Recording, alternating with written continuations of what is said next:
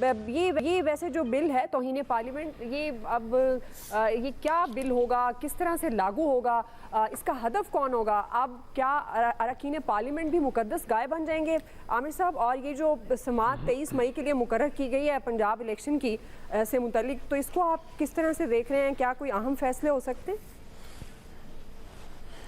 دیکھیں جی، 23 مئی کو جو سپریم کورٹ میں الیکشن کمیشن کی طرف سے نظر ثانی کی اپیل تھی، اس کی دوسری ہیئرنگ ہے۔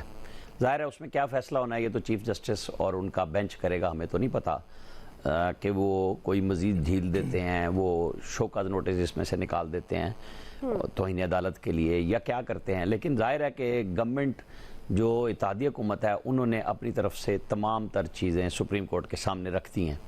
انہوں نے آج شاید مولانا فضل الرحمان کی پریس کانفرنس بھی ہے، اور وہ اس میں اور باتیں بھی کریں گے، اور وہ اپنا مظاہرہ بھی کر چکے۔ اور جس دن سے یہ کیسز اس طرح کے شروع ہوئے ہیں اور اسپیشل ٹریٹمنٹ عمران خان کا ہوا تھا، تو فوراً یہ لے کے آ گئے تھے یہاں پہ کہ کیا ہوا کہ مولانا فضل الرحمان صاحب اپنے لوگوں کو اور ساری پارٹیاں وہاں پہ آ گئیں اور بتایا کہ جی ایک ملزم کو، جیسے وزیر اعظم یوسف رضا گیلانی تھے، جب ان کو بلایا جاتا تھا تو وہ بھی فرنٹ گیٹ سے داخل ہوتے تھے لوگوں کے سامنے، لیکن عمران خان کو گاڑی بھی اسپیشل دی گئی۔ تو وہ غصہ اور اظہار، ظاہر ہے لوگوں کے اندر جذبات ہوتے ہیں، سیاسی جماعتیں اپنا کرتی ہیں، لیکن جو پارلیمنٹ کا بل ہے نا، آپ کو میں اس کی تھوڑی سی بیک گراؤنڈ بتاتا ہوں۔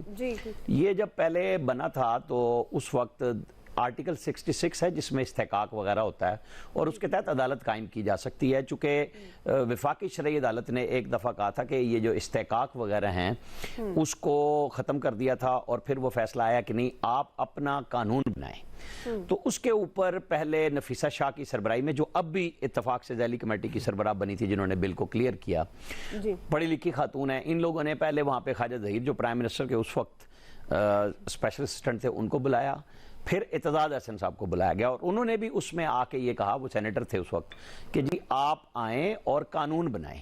اس طرح نہیں ہوگا کہ آپ صرف پریویلیجز، یعنی اپنے استحقاق یہ کہ جی ہمیں کوئی بری بات کہہ دے گا، کوئی افسر بات نہیں مانے گا، لیکن اس کے لیے آپ کے پاس ایک قانون ہونا ضروری ہے۔ تو اس قانون کو ذہن میں رکھیے گا کہ یہ جب اگر استعمال کریں گے تو کوئی چیئرمین سینٹ، اسپیکر اور کسی چیف جسٹس ریٹائرڈ کی سربراہی میں عدالت بھی بن سکتی ہے، اور وہ عدالت جس کو طلب کرے گی وہ پارلیمنٹ کی باؤنڈری میں ہی اپنے احکامات دے گی، اور اس کے اوپر بنیادی انسانی حقوق یا یہ جو باقی عدالتوں کے پاس ہیں چیزیں وہ لاگو نہیں ہوگی۔ وہ فیصلہ وہیں کریں گے اور وہیں ٹرائل کر کے فیصلہ سنائیں گے اور عمل کریں گے۔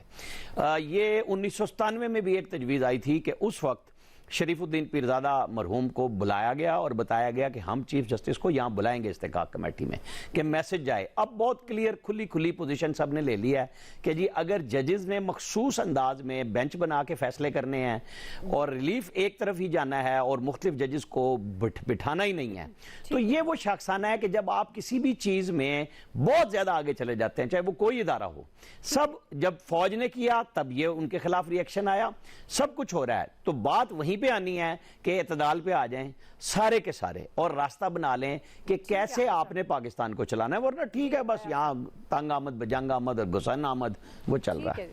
جی آیا صاحب۔ اچھا، بظاہر تو برہان صاحب کی باتیں سن کے میں تو بڑا پریشان ہوا تھا، بڑا خطرہ محسوس کر رہا تھا کہ لگتا ہے کہ کوئی ایسی بات نہیں ہے۔ سٹل وہ چونکہ بیٹھے ہوئے اسلام آباد میں، ہم ان سے ریکویسٹ کریں گے کہ کبھی ایسا وقت آئے تو ہمیں بچا لیں۔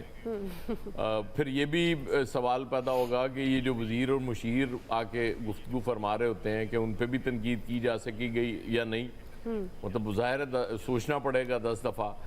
ہمارا المیہ یہ ہے کہ ہمارے قوانین بھی جب پارلیمنٹ بھی بنا رہی ہوتی ہے نا، تو ایک خاص وقت اور خاص ماحول کے مطابق بنا رہی ہوتی ہے۔ اس وقت چونکہ پھٹا سپریم کورٹ کے ساتھ چل رہا ہے، اس لیے یہ آئین بنانا، یہ قانون بنانا بڑا ضروری تھا، اس لیے بنا لیا کہ جی کل کو ہم ایسی کی تیسی چیف جسٹس کو بھی طلب کریں گے، ججوں کو بھی طلب کریں گے۔ مطلب ہو کیا رہا ہے بنیادی طور پہ، آپ ہر چیز کو پہلے سے زیادہ برباد کرتے جا رہے ہیں، پہلے سے زیادہ تباہ کرتے جا رہے ہیں۔ مطلب کوئی ادارہ ایسا نہیں بچے گا اس ملک میں جس پہ لوگ اعتماد کر سکیں اور کہیں کہ جی ہاں یہاں سے ہمیں ریلیف مل سکتا ہے۔ دیکھیں نا، جو پی ٹی آئی کے دور میں ہو رہا تھا، لوگوں کو اٹھایا جا رہا تھا، تو کچھ لوگ اس کی حمایت کر رہے تھے، وہ کہتے تھے یہ بالکل ٹھیک ہے کیونکہ یہ مجرم ہے، ان کے ساتھ یہی ہونا چاہیے۔ آج وہ لوگ جو تنقید کر رہے تھے آج وہ حمایت کر رہے ہیں کہ جی بالکل ٹھیک ہے، مطلب یہ انہوں نے بھی کیا تھا. یہ جس قوم میں یہ معاملہ پیدا ہو جائے نا جی. وہ تباہی کی طرف جا رہی ہوتی ہے. مجھے اس میں کوئی شک نہیں ہوتا، کیونکہ اپنا اپنا سچ ہے اور اپنا اپنا جھوٹ ہے. اور یہ کہتے ہیں کہ جی وہ چونکہ اس وقت کر رہے تھے یہ بھی ٹھیک ہے، جو اس وقت غلط تھا وہ آج بھی غلط ہے، جو کل ہوگا وہ بھی غلط ہوگا. لیکن بدقسمتی یہ ہے کہ کل غلط ہو رہا تھا، آج بہت غلط ہو رہا ہے، اور کل ہو سکتا ہے کہ انتہائی غلط ہو. اس لیے ہمیں اس کی مذمت کرنی چاہیے اور میں کرتا ہوں. جی فیصل صاحب. دیکھیں اس ملک کا ایک المیہ یہ ہے کہ اس ملک میں عوام کے استحقاق کے علاوہ سب کا استحقاق ہے. عام آدمی کا کوئی استحقاق نہیں ہے. کبھی آپ بات نہیں سنیں گی کہ یہاں توہین عوام ہو گئی، جبکہ ہوتی وہی ہے، لیکن اس کا جو ہے وہ تو اصل سے ہوتی آ رہی ہے. نہیں ہوتا. اب نہیں، وہ تو کہتے ہیں کہ بندے بڑھاؤ. فوج کا بھی استحقاق ہے، عدلیہ کا بھی استحقاق ہے. یہ آپ جو توہین پارلیمنٹ کا قانون بنانے جا رہے ہو، یہ کام تو کبھی کسی فوجی حکومت نے بھی نہیں کیا. مطلب کبھی کیسے ہو سکتا ہے کہ آپ منتخب لوگوں کا جو ادارہ ہے، آپ ان پر تنقید کو جو ہے وہ توہین قرار دے دو. یہ ایسا قانون تو مثلا ان کے ذہن میں یہ سوچ آئی کہاں سے، اور اس سوچ کو عملی جامہ کیسے پہنا رہے ہیں، یہ بڑی جو ہے وہ حیران کن بات ہے. پھر وہی والی بات ہے کہ آپ بلدیاتی الیکشن نہیں کراتے ہو، کوئی آپ کسی کا عام آدمی کا جو ہے وہ استحقاق نہیں ہوتا، آپ اختیارات پہ قبضہ کر کے بیٹھ جاتے ہیں. ایک جو 18ویں ترمیم کا ناصور ہے وہ اس ملک کو جو ہے وہ چاٹ رہا ہے. تو اس پہ کسی کا کوئی استحقاق کی مجروح نہیں ہو رہا. آج بھی آپ جو ہے نا اس ملک کے جو مسائل کا جو حل ہے اس پر کوئی بات نہیں کر رہا، اس کے حل کی کوئی کوشش نہیں کر رہا.